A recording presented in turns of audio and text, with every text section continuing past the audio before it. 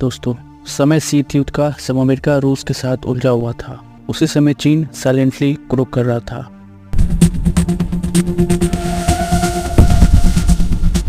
उन्नीस सौ 1990 में शीत युद्ध की समाप्ति होती है और 2000 के दशक में ये चर्चाएं शुरू हो जाती हैं कि चीन आने वाले समय में यूएसए से आगे निकल सकता है।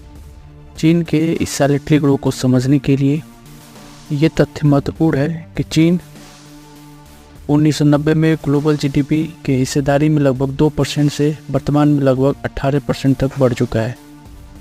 और इस प्रकार से इस रैपिड ग्रोथ से ये बात कंफर्म हो चुका है कि चीन साइलेंटली ग्रो करते करते यूएसए के काफ़ी नज़दीक पहुंच चुका है।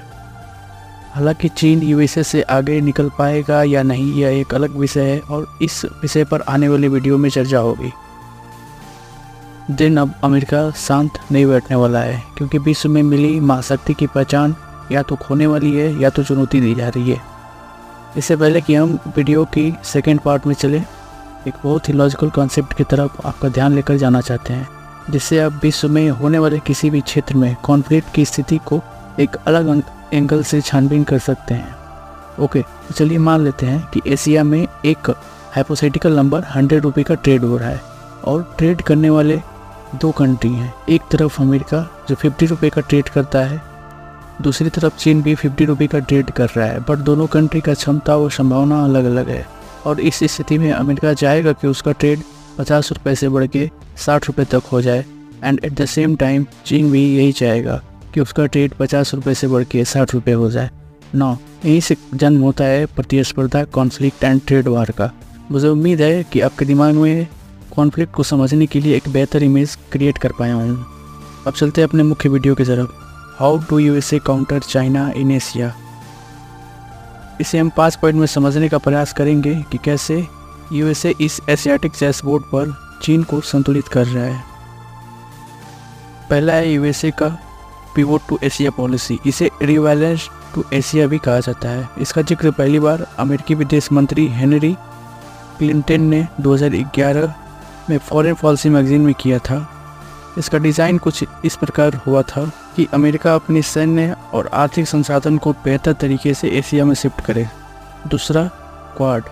इसमें 4 सदस्य देशों का एक समूह, जिसमें यूएसए, जापान, इंडिया और ऑस्ट्रेलिया है। इसका मुख्य उद्देश्य है free and open Indo Pacific region को प्रमोट करना।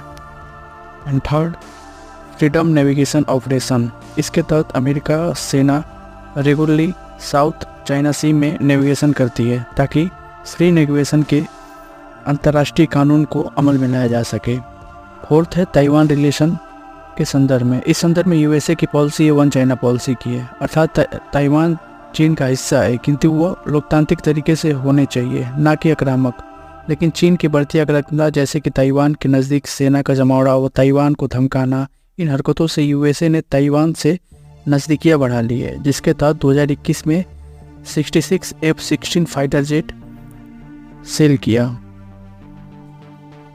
नाउ लास्ट पॉइंट है economy competition and trade war. इसके तहत अमेरिका ने चीन की कंपनियों के विस्तार को बाधित करना प्रारंभ किया, जैसे हवाई एंड टिकटॉक बैन करके अपनी कंपनियों को प्रमोट करना।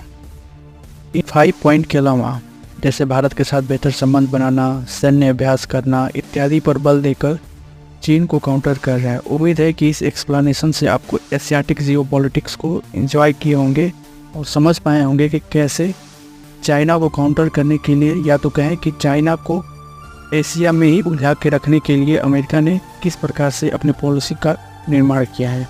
नाउ नेक्स्ट वीडियो में अब हम चाइना का एशिया एम्बिशन को एक्सप्लोर करेंगे।